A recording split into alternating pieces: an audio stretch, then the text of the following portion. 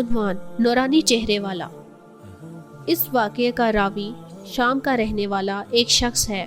وہ کہتا ہے، جب میں مدینہ طیبہ پہنچا تو میں نے ایک عظیم شخصیت کو دیکھا جو خچر پر سوار تھی۔ نہایت خوبصورت چہرے، سفید رنگت والی اور بہترین لباس میں ملبوس اس شخصیت کو جب میں نے دیکھا تو دیکھتا ہی رہ گیا۔ میں نے اپنی زندگی میں ان جیسا خوبصورت شخص پہلے کبھی نہیں دیکھا تھا۔ میرا دل ان کی طرف کھینچتا چلا گیا۔ میں انہیں پہچانتا نہ تھا، اس لیے میں نے ایک شخص سے پوچھا، یہ اتنی خوبصورت اور باوقار شخصیت کون ہے؟ جواب ملا، یہ حسن بن علی بن ابی طالب رضی اللہ تعالیٰ عنہ ہے۔ میرے دل میں ایک مدت سے علی رضی اللہ عنہ کے بارے میں غلط فہمیاں تھی۔ جب میں نے سنا کہ یہ علی بن ابی طالب کے صاحبزادے ہیں تو ان کی باوقار شخصیت اور حسن و جمال دیکھ کر مجھے بہت حیرت ہوئی۔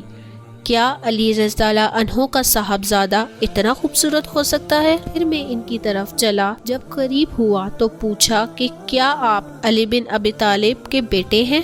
نہایت لطافت اور محبت سے جواب ملا، جی ہاں، میں انہی کا بیٹا ہوں۔ یہ سنتے ہی میں نے کچھ غلط سلط باتیں کہنا شروع کر دی۔ سیدنا علی اور ان کے صاحبزادے حسن بن علی کے بارے میں خوب بکواس کی۔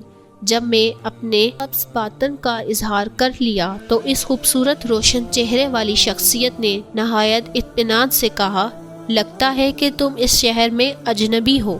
میں بولا، ہاں، میں اس شہر میں نیا آیا ہوں۔ ارشاد فرمایا، اگر تم ہمارے گھر آتے تو میں تمہیں اپنا مہمان بناتا، اگر تمہیں مال و دولت کی ضرورت ہوتی تو وہ بھی عطا کرتا، اگر تمہاری کوئی ضرورت ہوتی تو اسے پورا کرتا۔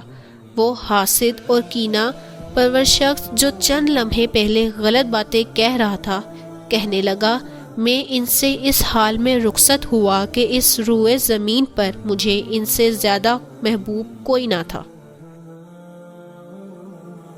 ناظرین، عمدہ اخلاق ہی ہے کہ جس کی وجہ سے ہم لوگوں کو اس جہنم کے عذاب سے بآسانی بچا سکتے ہیں جس میں شیطان ہمیں ڈالنا چاہتا ہے، اور عمدہ اخلاق مومن کے لیے باعث اجر ہونے کے ساتھ ساتھ اپنے دشمن کو دوست بنانے کا نہایت عمدہ گر ہے۔